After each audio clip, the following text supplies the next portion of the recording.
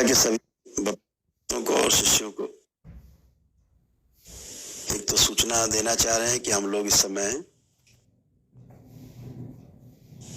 दक्षिण भारत की यात्रा पर हैं, दरबार के सभी सेवकों के साथ। और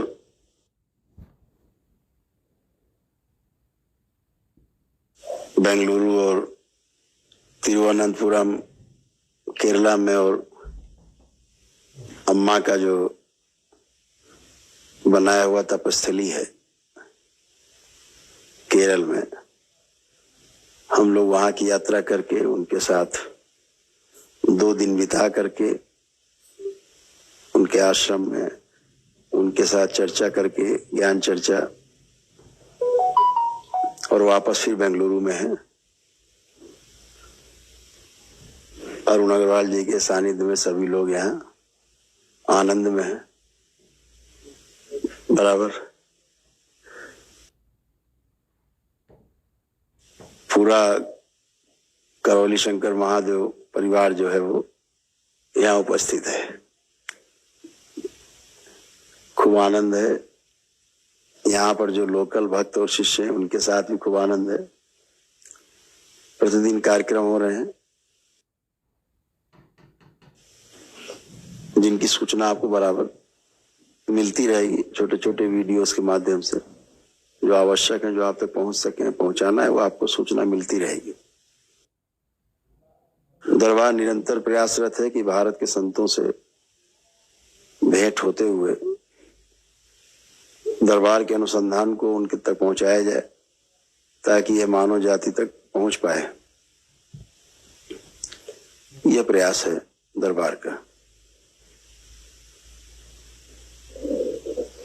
इसी क्रम में आपसे सूचना शेयर करना चाहेंगे कि अभी एक उद्घोषणा की गई थी कि जो आने वाली पूर्णिमा है और आने वाली अमावस्या है वो कहाँ मनाई जाएगी। तो आने वाली जो अमावस्या है वो आगामी 30 नवंबर को है। ये 30 नवंबर को अमावस्या करौली शंकर महादेव धाम कानपुर में ही, ग्राम करौली में ही मनाई जाएगी।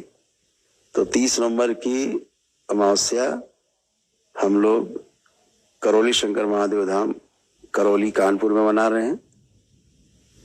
सभी लोग सूचना को नोट कर लें। जो घर पर अमावस्या मनाना चाहते हो दरबार से सिद्ध हवन मंगा करके अपने, जिस समय अमावस्या का हवन यहाँ पे शुरू हो, अपने घर में सिद्ध हवन को जारी करके शुरू करके और आप शामिल हो सकते हैं। तो आपकी अमावस्या मान्य भी है। इसी प्रकार से घोषणा की गई थी कि दिसंबर माह की जो पूर्णिमा है वो हरिद्वार के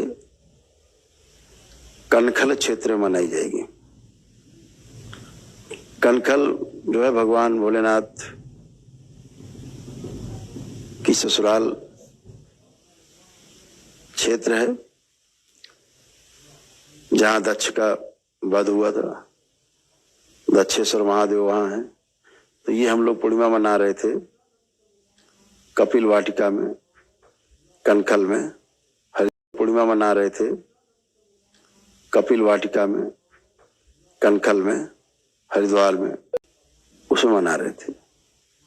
लेकिन इधर कई सूचनाएं मिली हैं और लोगों, सभी भक्तों और शिष्यों से कि वहां पर सर्दी इस समय बहुत ज्यादा है। सर्दी का प्रकोप बहुत ज्यादा रहेगा। 3 डिग्री के आसपास रहने की संभावना है, जो बहुत ही ज्यादा है। उसमें असुविधा भी हो सकती है सबको। तो ऐसा निर्णय लिया गया है कि जो 14, 15, 16 तारीख की जो पूर्णिमा कनखल में, हरिद्वार में मनाई जा रही थी, तो वह पूर्णिमा दरबार में ही मनाई जाए। कानपुर के दरबार में, करौली शंकर महादेव धाम करौली में ही पूर्णिमा भी मनाई जाए दिसंबर की।